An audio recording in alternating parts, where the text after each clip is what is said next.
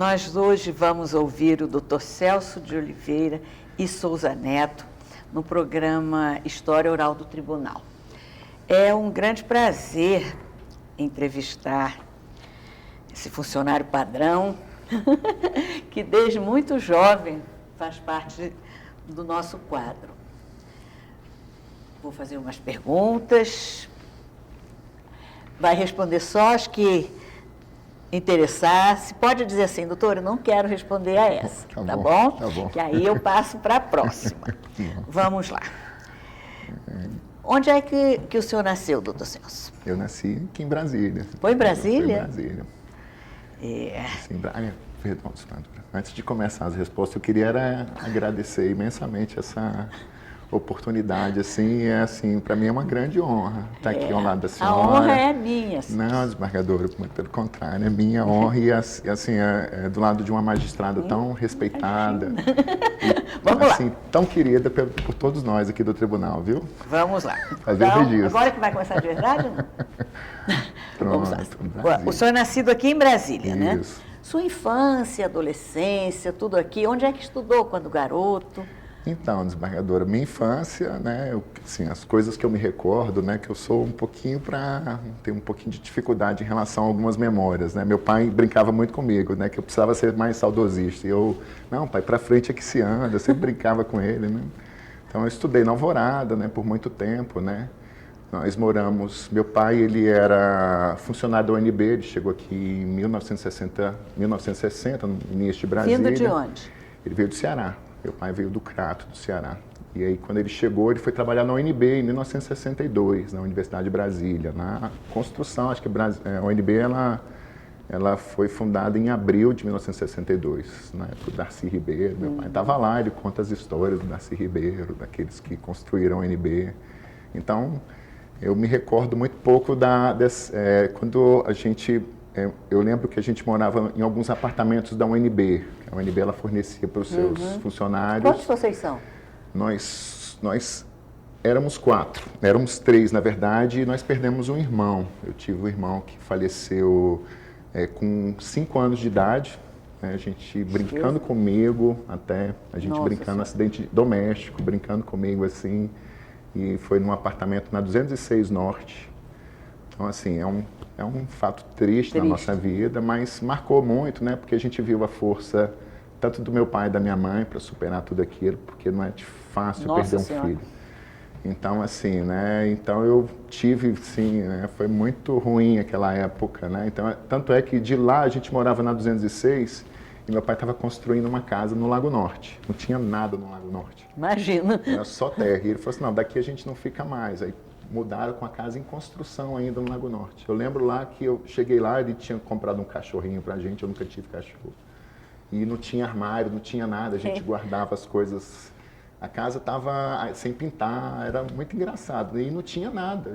Eu em volta do Lago Norte era cerradão. Era um cerradão, A gente caminhava por trilhas e a única pista que tinha era aquela pista principal do Lago Norte, o resto tudo era cascalho, terra. Que coisa! E de lá ele levava a gente para a escola, para Alvorada, né? E foi lá que começou tudo, assim, né? A nova fase, né? Antes dessa parte mais triste da nossa história. Esportes, eu sei que o senhor gosta muito de fazer, né? Já naquela época.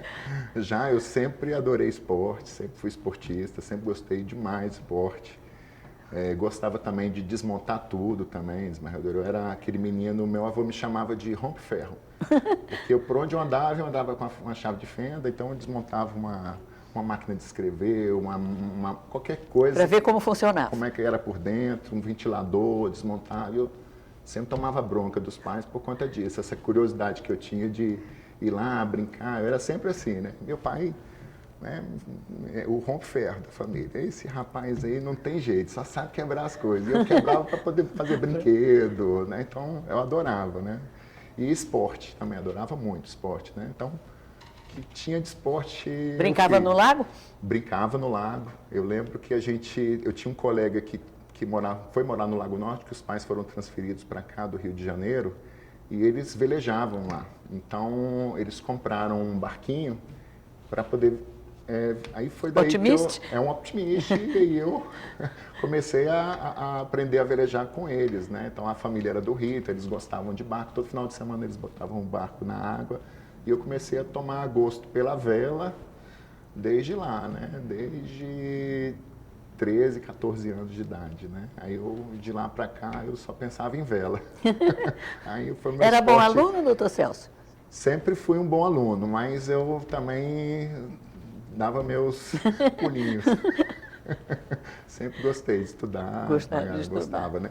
Sempre gostava muito de matemática, essa parte mais... A área de exatas. A área né? de exatas. Meu pai, não. Meu pai sempre queria que eu fosse para o rumo do direito, porque ele, depois lá no UNB, como ele exerceu vários cargos na UNB, por fim ele foi procurador lá da UNB, e ele sempre queria que os filhos todos fossem advogados, como ele foi, atuou muito tempo na Justiça do Trabalho.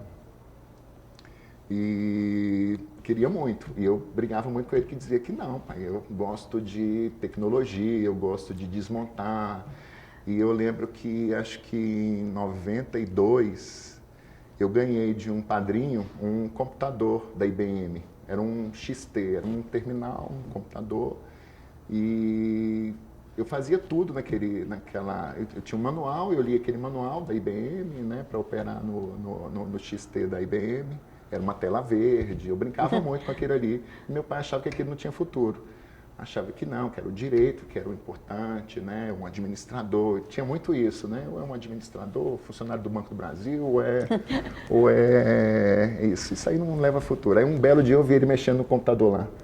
E ele tentando escrever um texto como ele escrevia numa máquina de escrever. E aí depois ele apertava o Enter e o computador dava... Aquilo era um comando inválido, né? Ele dizia que aquilo não prestava. E hoje ele... Bom... ele, assim, né? Tinha muito isso, né? Tanto é que eu passei na faculdade, aqui na Faculdade de Tecnologia aqui de Brasília, no Centro de Tecnologia de Brasília, passei para fazer um curso, passei para fazer a Faculdade de Análise de Sistemas. E comecei, né? E minha mãe é que me inscreveu e meu pai meio que contrariado, né? E eu via muito essa discussão deles, assim, de que não era bom, que a faculdade era muito cara, que informática era uma coisa absurdamente cara, que eles não tinham condições. Aí foi quando eu meio que comecei a ceder a proposta dele. A ditadura do direito. Do direito. Aí eu tive que rumar para o direito. Minha irmã tinha formado em direito e eu não via outro caminho que não fosse o direito também. Aí, eu não sei, eu não digo que fiquei contrariado, porque eu me surpreendi muito com o direito também. Aprendi muito também na faculdade de direito também. Mas eu tinha aquela vontade de ficar amarrado ali naquela matemática, ou na lógica, ou na brincadeira do computador, naquelas possibilidades todas, né? Eu lembro que meu pai, ele gostava muito da Segunda Guerra Mundial, ele sabia tudo de Segunda Guerra Mundial, né?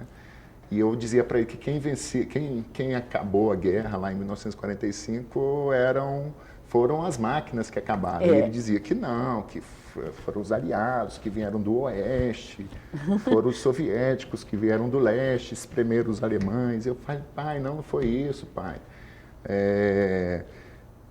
Não foram isso. A tecnologia, ela estava crescendo, ela vinha muito daquele tempo, né? Ele insistia, dizer que eram as pessoas, era a inteligência das pessoas e não que eram as máquinas. Então ficava essa briga assim. Esse choque. É o único dos irmãos que... Eu fui o único que peguei esse rumo, né? Depois que a gente perdeu o irmão, 10 anos depois veio um temporão, o Luciano, veio por último, meu irmão. E ele foi mais para a área de internacionais, né? Ele foi estudar fora, foi estudar na Inglaterra e o negócio dele é o mundo, né? Então a gente meio que ficou uma irmã no direito. Eu no direito olhando para a máquina e meu pai lá dizendo que tinha que seguir aquela carreira. Tinha que seguir. Ele queria de qualquer jeito. Aí o senhor se formou em Direito. Isso. Na UDF. Na UDF. E como é que veio parar aqui no tribunal? Então, eu naquela época, lá em 1993, 92, começou aquela fase de concurso, né? Vamos fazer concurso, né? E eu estava estudando muito para o Tesouro Nacional. Eu queria muito trabalhar no Tesouro, gostava E meu pai, não, você vai fazer o concurso do tribunal, faz o concurso do tribunal também. Ele Porque conhecia ele achava o que eu vindo tribunal? para cá, para o tribunal, e eu já fazendo futuramente o direito, ele achava que eu podia...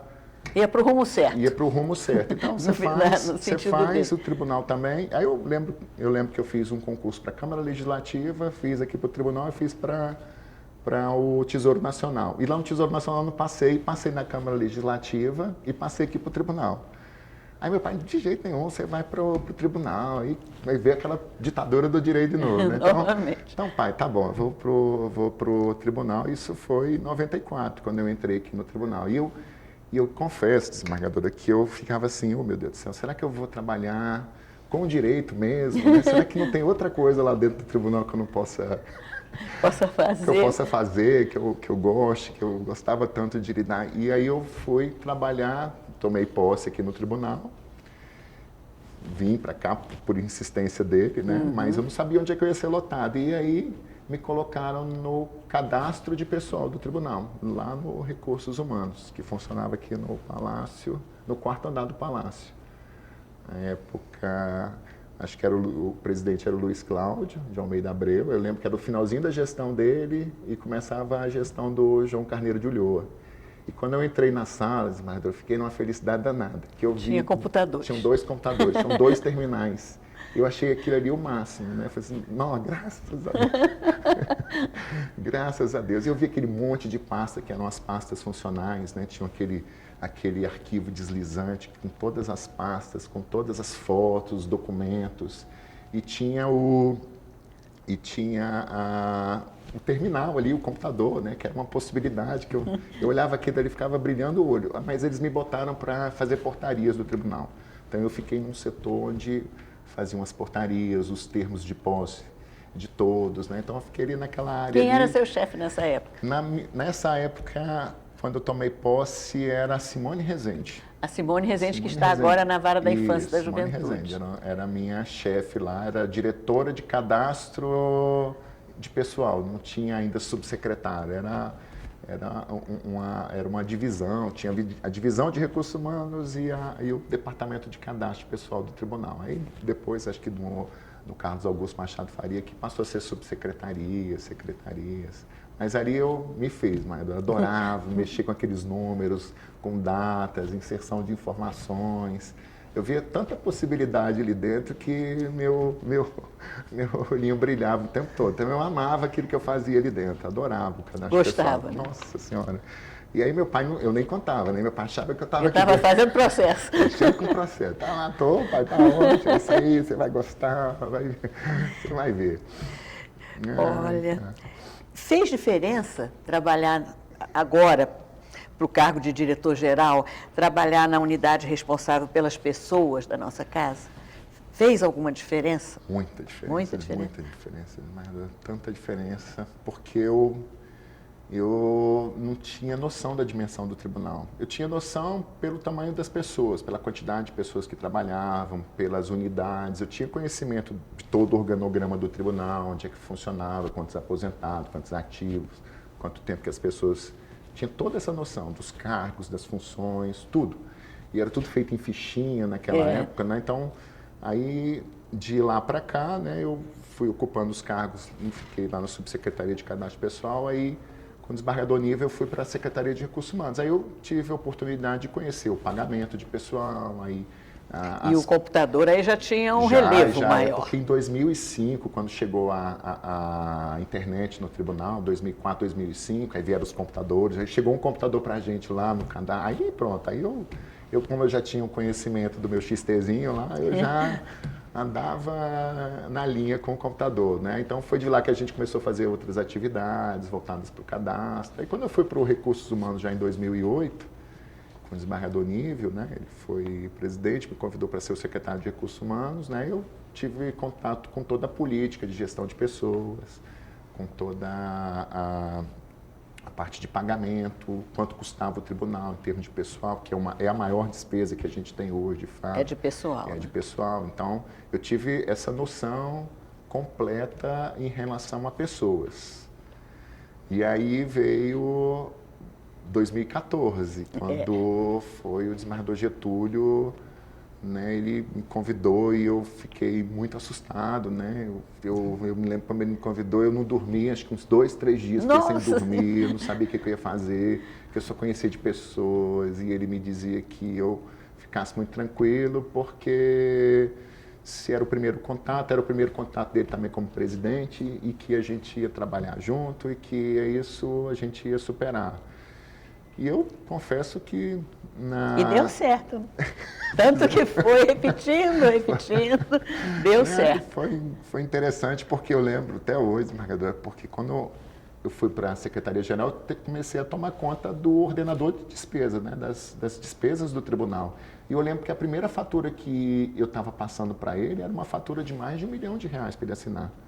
E eu estava ali do lado do doutor Eduardo, e eu falei assim, doutor Eduardo, pelo amor de Deus, olha isso aqui que chegou aqui para eu assinar. É uma fatura de R$1 milhão. E o doutor Eduardo era o juiz assistente da presidência, ele morreu de rir, né? Porque eu estava assustado que eu ia assinar uma primeira ordem, né? E sem daquele valor todo. Daquele valor todo. Eu falei assim, doutor Eduardo, só tem meu apartamento, não tem mais nada, o que eu vou fazer? Ordenar despesa é muito complicado. Ele ria, doutor Eduardo, até hoje ele lembra dessa história lá, deu lá todo acanhado em relação àquilo. E foi ali que eu comecei a conhecer toda a dinâmica do tribunal, né? E a parte de orçamento, né? A parte de investimento do tribunal, comecei a ter um contato maior com a nossa tecnologia do tribunal. E tudo isso a gente foi quando veio o PJE, né? Aquele momento foi... Aí entender de informática era muito importante. Aí valeu a pena aquele meu esforço lá atrás, aquela briga com meu pai. Mas o senhor andou fazendo uns cursos, pelo que eu vi no seu currículo, né? Fiz muitos cursos, né? Mas sempre, desembargadora, eu vou confessar para a senhora, eu não vou mentir, eu sempre gostei de tecnologia. Né? Eu sempre fui um curioso, porque eu quis fazer análise de sistema, né? E acabei ficando frustrado um pouco. Nunca é tarde para fazer, não, viu? Pois é, eu até já tenho minhas programações prontas, mas tudo na área de tecnologia, porque eu gosto muito da parte de dados, de informação, sempre gostei, sempre. Mas eu acho, particularmente, que o senhor aí pegou o tribunal numa época em que nós fizemos uma transição da pessoa para a máquina. Verdade. E isso foi muito importante. Foi muito importante mesmo. E o senhor ficou no lugar certo, na hora certa. Então, foi uma transição assim, confesso para a senhora também que foi assim, porque a gente ia implantar o PJE e o tribunal já tinha uma experiência com processo judicial eletrônico e foi difícil a implementação. Então, dessa vez não, dessa vez ele ia entrar e o objetivo era seguir com aquilo. Então, o doutor Getúlio, ele preparou todos, né? Não só... Que também é interessado na área de tecnologia. Muito, ele programa, ele faz cada coisa assim impressionante e entende do assunto. Então, não adiantava vir um técnico falar que o técnico sofria para poder explicar e acabava sendo, né? O que prevalecia às vezes era o consenso do técnico com o presidente, porque o presidente não entendia muito de tecnologia. Então, aquele momento da transição do primeiro processo judicial eletrônico, né, a gente ficou como se fosse uma sala de crise, né, que podia acontecer qualquer coisa, e de lá ligaram lá no Leão Fagundes, lá, dizendo que o primeiro processo tinha sido distribuído no juizado, começou primeiro nos juizados especiais, né, foi até para a doutora Sandra Reves, eu lembro, o primeiro processo, e foi aquela, né, empolgação, né, veio o segundo, veio o terceiro, e cada dia a gente olhando aquilo, né, e a coisa foi se estabelecendo e foi se consolidando, né. O PJE, ele... É um caminho sem volta. É um caminho sem volta, não tem jeito, até porque hoje a gente vivencia uma situação de um país com grandes dificuldades financeiras, né, e a tecnologia, ela veio para justamente gerar menos trabalho e gerar a economia, e a gente observa exatamente isso, né? Com a digitalização dos processos. A digitalização também. Está sendo importantíssimo para o tribunal. A gente está vendo a economia na ponta, a gente vê a economia na parte de consumo do tribunal. Os consumíveis do tribunal estão despencando. É verdade isso. Despencando. Então, se a senhora comparar de 2014, quando pegou o PJE para agora... Clipe, grampo, papel, capa de processo, parte de correio está diminuindo, muita coisa reduziu o preço, muito. Então, a gente gastava aqui no tribunal, em 2014, equivalente a 3 milhões de reais com consumíveis. Hoje está menos de 2 milhões, muito menos de 2 milhões e só despencando. Cada vez que implementa um pedaço do PJE, diminui para um outro lado. As pessoas ainda estão muito apegadas a impressoras ainda, mas também está despencando também a parte de consumo dessa parte de outsourcing da casa, de impressão. Então, o PJE gerou muita economia para o tribunal. Muita coisa pode ser feita. O recurso, né, como ele estava disponível, a economia sendo gerada, pode se colocar em outras posições da casa para outros investimentos. E já que nós estamos falando em economia, vamos falar sobre pessoal, como o senhor tem essa dupla função. Eu vi no seu currículo que o senhor fez parte, até como presidente, da implementação, da fundamentação da Previdência Complementar. Verdade. E qual foi a sua experiência nesse ponto? O senhor optou? Optei. Optou? Optei.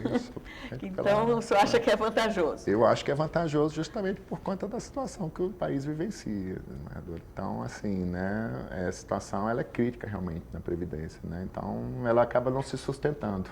A população está ficando muito velha e os novos são poucos, né? A gente está vendo agora exatamente isso, esse movimento agora de muitas aposentadorias chegando. E sem concurso, sem nada. O volume de aposentadoria aumentando e os mais novos tendo que sustentar a aposentadoria e com a longevidade, né? Então as pessoas estão vivendo mais.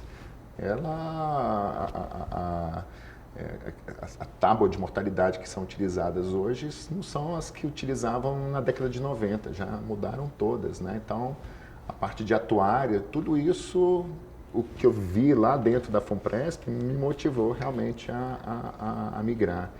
E a formação da fundação, ela foi super interessante, porque foi um processo de construção da fundação, né? Então, os patrocinadores, que são os tribunais, o Supremo, que é o grande patrocinador da fundação, e os tribunais do Poder Judiciário da União, dos ramos do Trabalho, da Justiça Federal, do TJDFT, da Justiça Eleitoral, Justiça Militar. Então, todos entregaram recursos para a montagem inicial da fundação, no equivalente a 20 milhões de reais para se montar a fundação. Esse recurso ele veio dos órgãos patrocinadores, foi entregue via orçamento para se montar. Então, partiu do zero. Então, montou-se toda uma estrutura de um órgão, tudo, desde o seu CNPJ até as primeiras aplicações no Banco do Brasil, dos recursos que estavam entrando, os garantidores dos benefícios, dos futuros benefícios, e tudo em termos de estrutura, né? E hoje a Fundação ela é uma estrutura completa, com toda a governança, com todos os seus controles internos, com toda a parte de gestão de risco, gestão de investimento. É extremamente profissionalizante. Conviver dia a dia ali dentro, a gente aprende muito. E de lá, às vezes, eu trago essas experiências aqui para dentro do tribunal. Muita coisa que a gente aprende lá dentro, que lá é como se fosse uma empresa privada, né? Mas com a finalidade, ela é pública ali dentro, né? Os recursos dos nossos servidores e magistrados estão ali dentro. E eles precisam garantir, e existem metas, existem benchmarks, existem todas essas coisas que precisam ser perseguidas, né? E isso é analisado todos os dias. Então, eles entregam relatórios todos os dias de gestão. E a gente que participa desses conselhos, são 2 conselhos, existe o Conselho Deliberativo e o Conselho Fiscal. E existe a diretoria executiva. A diretoria executiva é o que cuida lá dentro da FUNPRESP, junto com os funcionários. E o Conselho Deliberativo é um órgão máximo da Fundação, onde delibera por vários assuntos, até mobiliário, computador, despesa, pessoal. É o que a gente faz aqui, mais ou menos, é uma gestão administrativa. Tanto é que os recursos da FUNPRESP, elas são divididas em gestão, é o PGA que eles chamam, e a gestão de benefícios. Então, os recursos que garantem os benefícios e o pedacinho que garante o funcionamento da fundação. E isso precisa todo dia estar sendo perseguido cada indicador daquele. Então, é muito interessante ver o trabalho profissional que existe lá dentro, a gente aprende muito. Aprende muito. Então, a fundação, ela veio contribuir aí para minha... Quais são os desafios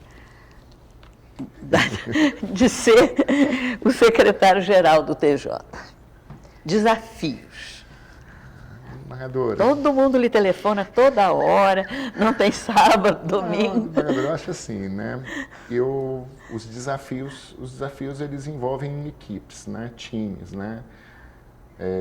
Eu me sinto confortável porque eu trabalho ao lado de pessoas extremamente servidores do tribunal. A gente tem uma equipe aqui muito fantástica, boa, isso aí eu muito sei. Fantástica.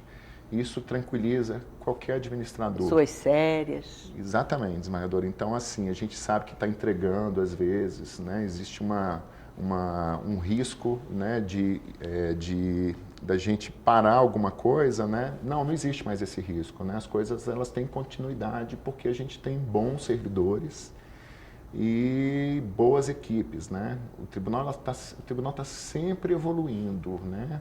A gente está sempre acompanhando uma evolução, né? A gente nunca olha para um lugar e diz que é ali que a gente vai parar. Nunca existe um voo que ele vai aterrissar. Não, a gente está sempre seguindo, sempre construindo. Então, desafio mesmo, acho que é tentar, assim, o Celso aqui, ele precisa, às vezes, conciliar. Acho que a palavra é conciliação, né? E responsabilidade, né? Porque o que importa mesmo é a gente unir as equipes, né? Então, existem ali os atritos, né? Então, a gente tem que tentar sempre azeitar aquilo. Coordenar, exatamente, né? coordenar, porque acho que é importante, porque por si só o tribunal ele é formado de excelentes profissionais. Isso aí, eu até resolvi fazer essas entrevistas saindo daquela linha dos magistrados para os funcionários, justamente para chamar a atenção, porque eu estou aqui há mais tempo que o senhor, mas eu sempre estive cercada de excelentes funcionários. Sabe, eu acho os quadros do tribunal formado de pessoas muito comprometidas. Muito comprometidas. Lógico que em todo lugar há uma ovelha negra aqui, sim, outra ali, mas no cômputo geral são pessoas muito comprometidas, muito sérias. Eu acho assim muito importante. Muito importante mesmo. Agora, o que faz aqui? Essa pergunta eu estou fazendo porque me mandaram fazer aqui. Quais são as principais atividades do secretário-geral do tribunal? Aqui no tribunal? Aqui no tribunal? Porque tudo e mais alguma coisa? Agora, a gente é assim, né? A informação, ela consome as pessoas, né? Então, hoje, o e-mail passou a ser um produto secundário, né? Hoje, a gente tem diversos canais que a gente precisa sustentar dentro da casa. Então, assim, o que eu faço aqui dentro do tribunal é tentar coordenar esses trabalhos em grupos. Hoje a gente usa muito o celular para poder fazer reuniões, tomar decisões, dar encaminhamentos em processos, agilizar, coordenar. Então, eu tenho, assim, no meu celular hoje, desembargadora, deve ter no mínimo uns 80 tipos de grupos aqui dentro do tribunal. Então, para cada assunto específico, né? Tem assuntos de projetos institucionais, tem assuntos que tratam de atendimento ao usuário, tem assuntos de PJE, assuntos de SEI. Então, eles são divididos. E aí isso consome muito. Quem usa celular hoje, desembargadora, consome isso. Às vezes eu acordo de manhã, a primeira coisa que eu vou olhar as mensagens que o pessoal deixou. Então, às vezes eu tenho que chegar ali dentro e sair respondendo, mais ou menos direcionando. E a linguagem no celular ela é mais simples, ela é mais direta. A gente não precisa escrever um e-mail contando história. Então as coisas elas precisam ser dinâmicas. E eu sou muito pragmático, eu sou muito prático em relação a tudo. Eu sou muito objetivo, eu não... Então as pessoas que me conhecem sabem que eu sou muito... Eu quero... O problema está aqui, vamos resolver. Então é para cá? Não é? Então é para cá. Então vamos para cá. Então eu não tenho muito rodeio, né? Eu não faço rodeios em relação aos problemas, né? A gente tem que resolver aqui dentro do tribunal. Fora do tribunal eu já não sou assim. Não? Filho pediu, eu já fico na dúvida, como é que eu faço? São quantos filhos? Vamos falar da sua vida familiar para amenizar um pouquinho o discurso técnico. Então, eu tenho 2 filhas do primeiro casamento. Carolzinha, a Carolzinha, né? A Carolzinha e a Marina. A Marina está com 19 anos, né? A Marina é a minha artista. Ah, é artista? É artista, desenha assim, ela pegou o sangue bom da família, né? Porque ela consegue... Ela é artista, está fazendo artes na UNB, né? É o que ela quer. Faz tudo bem, filha, você segue. Então ela é minha artista, é um coração grande demais, boa. Puxou o avô. Eu falo para ela que ela puxou Seu muito pai? o avô. Meu pai. Isso. E a Carolzinha, minha xodozinha aí. E aí, casei novamente, né? Então, tive o Pedro, né? O meu espoleta, que ele parece muito comigo quando eu era pequeno. Minha mãe diz, olha, tá vendo? Deus escreve certo. Ele gosta de uma chave de fenda gosta também? De uma chave de fenda, gosta de uma coisa. E eu estou fazendo com ele o que o meu pai não fez. Eu estou empurrando ele para o lado da tecnologia, que ele gosta. Então, eu já estou ensinando ele a programar, ele já programa, já faz as coisas. Ele adora isso. Então, é um cara que eu estou vendo que ele vai fazer o que ele quer e sem Ele está com quantos anos? Ele está com 9 anos. Quem sabe quando ele entrar para a universidade, só entra junto, né? Pois é. Vamos compartilhar nas novas tecnologias aí dessa juventude, né? E ele adora isso, né? Então, essa parte de robótica, né? Essa parte do ensino médio está mudando agora, né? As escolas estão recebendo isso agora dentro, né? Essas linhas voltadas para tecnologias, né? Tecnologias e suas línguas, tecnologias e a matemática.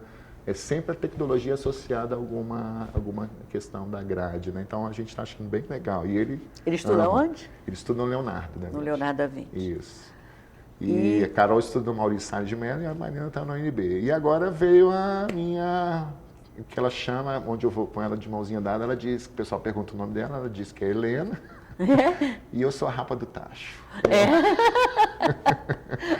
E ela sempre fala que ela é a Rapa está do com Tacho. quantos anos? Ela está com 2 aninhos. Oh, vai que fazer 3 gracinha. anos. É assim, né? Eu me assustei muito porque eu já tinha 3 filhos, né? E quando a Patrícia engravidou, eu fiquei muito assustado. Eu falei assim, meu Deus do céu, né? 4 filhos. Né? Nessa época não é uma boa coisa. Mas quando ela veio, assim, e aí a gente não tem jeito, né? E acaba a gente se entrega de coração. Então, eu adoro meus filhos, né? É difícil conciliar, né? Porque, quer dizer que quem veleja é o Pedro. O Pedro está velejando, botei ele no barquinho já está velejando. Quer fazer o clone do pai, então. Tomara que ele goste muito do que eu gosto também, porque ele vai ser meu parceiro. Vai ser o parceiro. Bom, tem algum fato memorável na sua carreira ou alguma coisa que o senhor queira falar para a gente aqui? Primeiro, eu queria fazer uma pergunta que eu fiz para a doutora Mônica. O senhor passou por vários presidentes e, mesmo não sendo secretário-geral, com outro cargo da administração do tribunal. O senhor podia me falar alguma coisa sobre o perfil desses dirigentes? São muito diferentes. São né? totalmente diferentes, cada um atua numa linha, né? Pelo menos os presidentes com quem eu trabalhei, cada um adotava uma linha, uma postura, um direcionamento, né? Tudo para auxiliar o tribunal. O tribunal é muito grande, Marredor, é uma cidade. É uma cidade. A gente não imagina que passam por aqui mais de 200 mil pessoas por mês acessando essas dependências do tribunal. E os nossos serviços também. Os nossos serviços e o que a gente oferta para a população. Então, é muita coisa. Para um presidente, ele não consegue abraçar tudo. Não existe essa possibilidade por conta dessa diversidade de atividades do tribunal. Então, cada um abraça uma parte, né, daquilo que ele acha importante.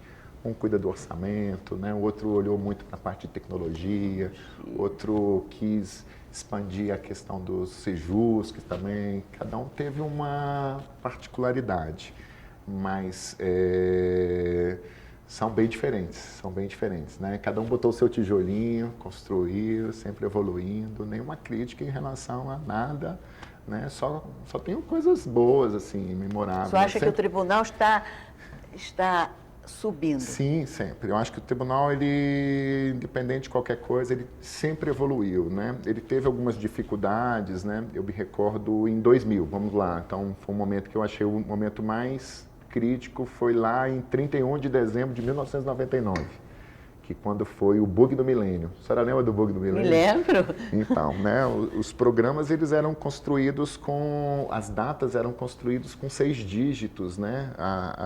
O dia, o mês e o ano, né? Então, eram só 6 dígitos, 6 caracteres, 6 bytes ali, para a gente poder economizar, porque antigamente o byte ele era muito caro. Então, as pessoas construíam sistemas com 2 dígitos para poder economizar no volume de informações, né? Então, se botasse 6 ou 4 caracteres no ano, ele ficaria mais caro no sistema, você teria que gastar mais, dependendo do volume de informações. Então, geralmente, os dados eles eram construídos com datas de...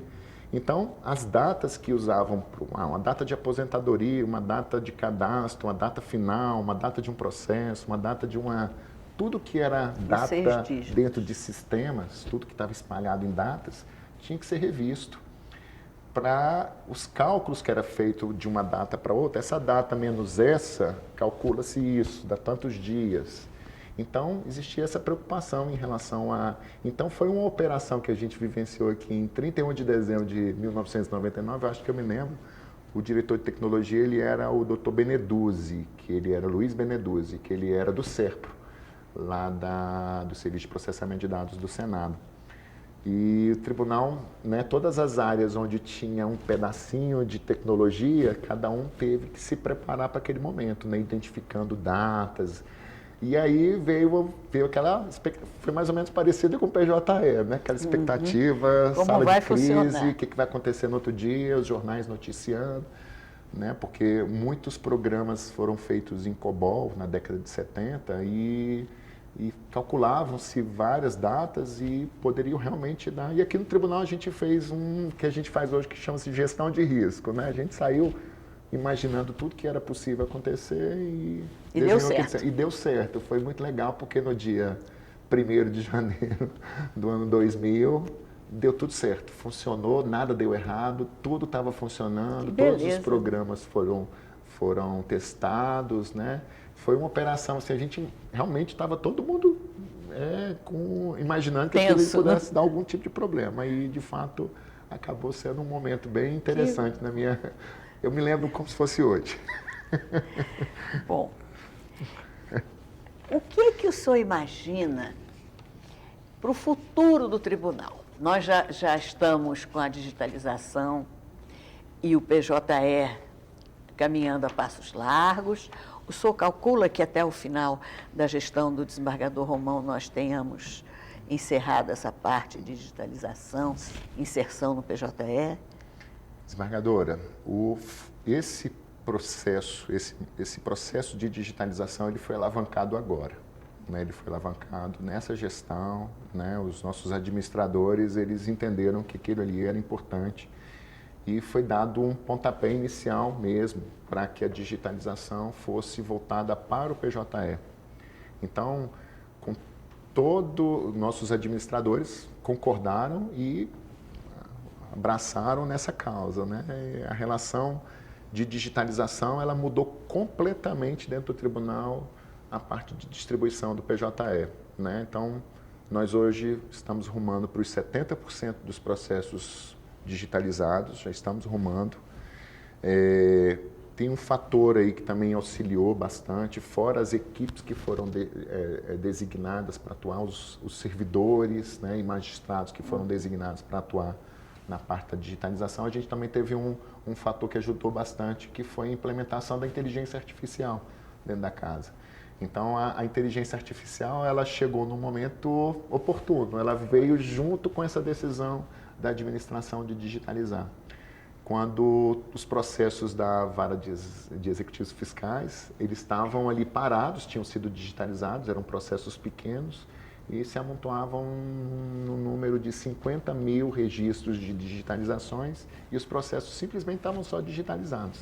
Eles não estavam inseridos no PJE. E aí a equipe da tecnologia, né, junto com o magistrado da vara de executivo fiscal, a VEF, né, imaginaram como é que a gente poderia utilizar a inteligência artificial para auxiliar nessa tarefa, que é de indexar, fragmentar um processo, indexar, jogar para dentro do PJE, cadastrar os dados todos.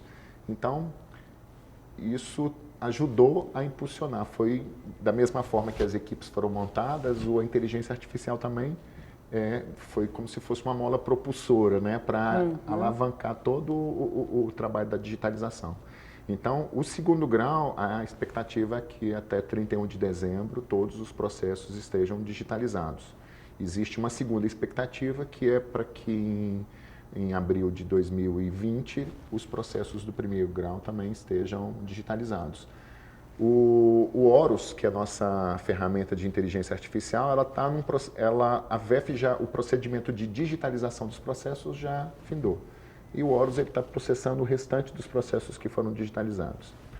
O pessoal da inteligência artificial do tribunal já está pensando numa nova solução para que possa auxiliar também, dar um segundo impulso nessa parte da digitalização, que todos estão achando que que eles chamam de convergência digital, né? Então, o tribunal está convergindo os seus sistemas judiciais para dentro do PJE. Isso ajuda muito a área de tecnologia do tribunal, porque eles conseguem concentrar toda a sua força de trabalho num único sistema e não em vários sistemas como a gente tem hoje. Esse é o outro grande projeto. Esse é um grande projeto que é importante para o tribunal em termos de economia, porque a gente não fica focado em sistemas legados. A gente está focado no sistema judicial, que é o futuro do tribunal, que é o PJE. Não tem como a gente entrar com outro sistema. O PJE é um sistema relativamente novo. Ele tem apenas 5, 6 anos, vai completar 6 aninhos. E a gente tinha o SISTJ, que já tinha mais de 30, né? 30 anos de evolução, né? Porque o SISTJ, quando ele nasceu pequenininho também. Ele foi evoluindo, foi crescendo com as diversas demandas que a gente tinha aqui dentro do tribunal. Então, o PJE, ele vai evoluir e ele vai chegar num nível, né, no futuro, e isso é uma tendência, né, de que tarefas elas sejam automatizadas, cada vez mais automatizadas, cada vez menos aquela tarefa que hoje é repetitiva, ela vai diminuir, ela vai ser suprimida. Então, a gente vai ter uma justiça mais ágil, com certeza, isso mais ágil. O esforço ele vai ser concentrado nas tarefas intelectuais mesmo de um processo e não mecânicas de um processo. Então, isso vai ajudar muito o tribunal, vai impulsionar muito. Isso é um procedimento natural. Isso vai acontecer no futuro por conta dessas novas tecnologias que estão entrando, que chamam a segunda onda tecnológica, né? A primeira onda era do papel para o eletrônico. A gente está passando pelas duas ondas ao mesmo tempo. A gente está entrando, saindo do papel, indo para o eletrônico e estamos passando pela segunda onda, que são essas novas tecnologias que vieram, né? Que é a tecnologia de análise, a tecnologia de inteligência artificial, a blockchain, que eles chamam hoje, né? Computação em nuvem. Tudo isso o tribunal nos seus investimentos está apontando para tudo isso. Todos os órgãos, todo mundo está pensando nessas novas tecnologias. Então, o futuro do tribunal será, nós teremos espaços, né, aqui dentro, sobrando. Ociosos, porque o tribunal não compra mais armário. Estante, então? Estante, está doando estante aí para as escolas do DF, para a parte de saúde. Não temos mais estantes, né? Elas não estão ociosas, elas nem servidas, elas estão sendo doadas, na verdade, para as escolas e para a parte de saúde do governo do Distrito Federal. Então, estamos pensando em boas estações de trabalho, bons laptops, bons computadores. Teletrabalho, exatamente, é um outro fator importantíssimo. A gente tem várias ações, vários procedimentos de trabalho dentro do tribunal que não precisam, de fato, o servidor estar presente. Não precisa. O processo ele pode ser acompanhado remotamente. É um acesso remoto, é um outro ponto de novas tecnologias. A pessoa ela pode estar em qualquer lugar do mundo. Ela vai estar acessando o PJE, vai estar acessando o SEI, ela vai estar produzindo para o tribunal onde ela estiver, sendo monitorada, sendo verificadas suas metas, sendo corrigidas, Então, o que eu vejo na frente é cada vez mais a gente vai ter menos esforço. Bom, então eu vou fazer uma última pergunta, que é um link entre a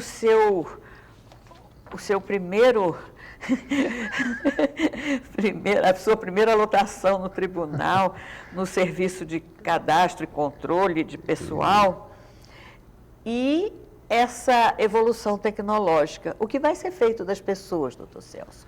Quais serão os funcionários do futuro, a formação deles ideal? Então, desembargadora, a gente tudo isso é um processo evolutivo, né? Nós somos servidores, né? Os cargos, eles precisam evoluir também, acompanhar toda essa evolução.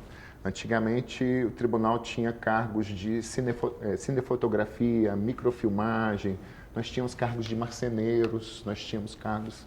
Então, esse é um processo evolutivo normal das carreiras do serviço público, né? Na frente, nós teremos cargos, acredito eu, né? Cargos mais voltados para gabinetes, para auxiliar magistrados. Na parte administrativa, nós teremos especialistas em áreas contábeis, áreas de orçamento, áreas de compras, áreas de gestão de pessoas, para gerir toda essa massa, né, de servidores de uma forma otimizada. De fato, a tecnologia ela vem para mudar esse... Sempre tem o que fazer, desembargadora, sempre. Por isso que eu digo, o tribunal é uma grande cidade. Para onde a senhora olha, a senhora vê alguma coisa que pode ser modificada, que pode ser melhorada. Então, de repente, aquele esforço que a gente tem para algumas tarefas repetitivas, nós vamos usar o esforço intelectual dos nossos servidores para solucionar outras questões, para cada vez mais a gente ofertar mais a prestação jurisdicional, aos nossos, que a gente chama de clientes, né? Os nossos clientes, né? Para a gente poder melhorar esse relacionamento. Então, eu vejo o nosso futuro sendo modificado rapidamente, né? E os cargos, né? A própria magistratura também provavelmente vai ter auxílio da tecnologia para ajudar em pesquisas, para ajudar em decisões, né? As jurisprudências vão estar, acho que imaginam, dentro de um container de informações que, né, a inteligência artificial possa auxiliar cada vez mais, né? Então, vai ser um mundo interessante para os nossos filhos. Vai ser um mundo interessante. Bom, doutor Celso, eu queria lhe agradecer muito. Eu sei que o seu tempo é preciosíssimo, que todo mundo o procura durante o dia inteiro. Foi um prazer grande entrevistá-lo e queria fazer um elogio à sua competência e simplicidade. Obrigado por tudo. Obrigado mesmo.